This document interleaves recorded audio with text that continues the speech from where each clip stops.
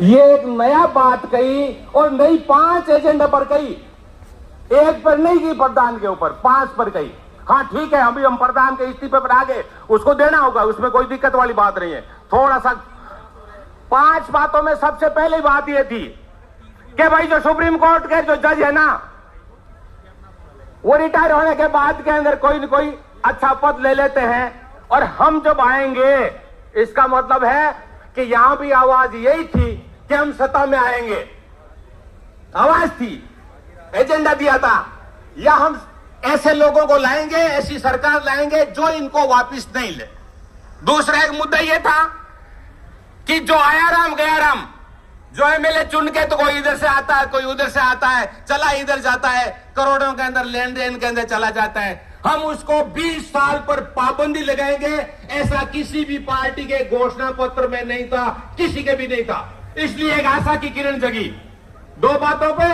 तीसरी एक और बात थी कि हम 50% महिलाओं को आरक्षण देंगे।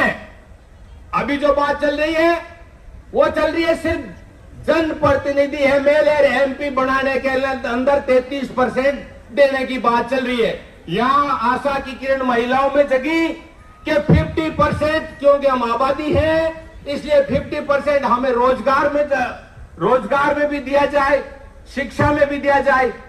महिलाओं को 50% आरक्षण की बात की। और 2 मुद्दे और थे, अब ये थे 2 मुद्दे आपके, यानी कुल 5 थे। 5 मुद्दों पर एक आशा की किरण जगी। और लोग कहते हैं, लोग क्या कहते हैं, कांग्रेस पार्टी वाले तो सोचते हैं, उन्होंने कई बार उनके छूट गई है, वो ट्वीट भी करते हैं कि ये बीजेपी स्पॉन्सर्ड है, क्योंकि पहले अन्ना हजारे में दूध से जड़े हुए सांप से डर रहे हैं।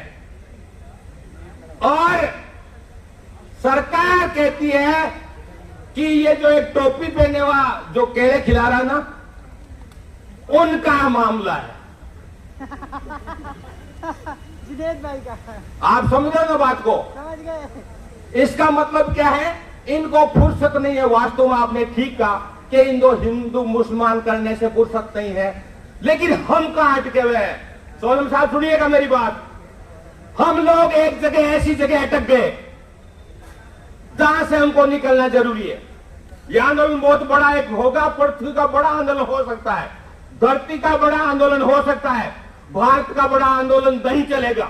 क्यों नहीं चलेगा? कारण यह कि आज की विश्व वास्तविकता यह है कि हमारी जिंदगी और मौत, यानी हवा खराब, पानी खराब, भोजन खराब, यानी पर्यावरण का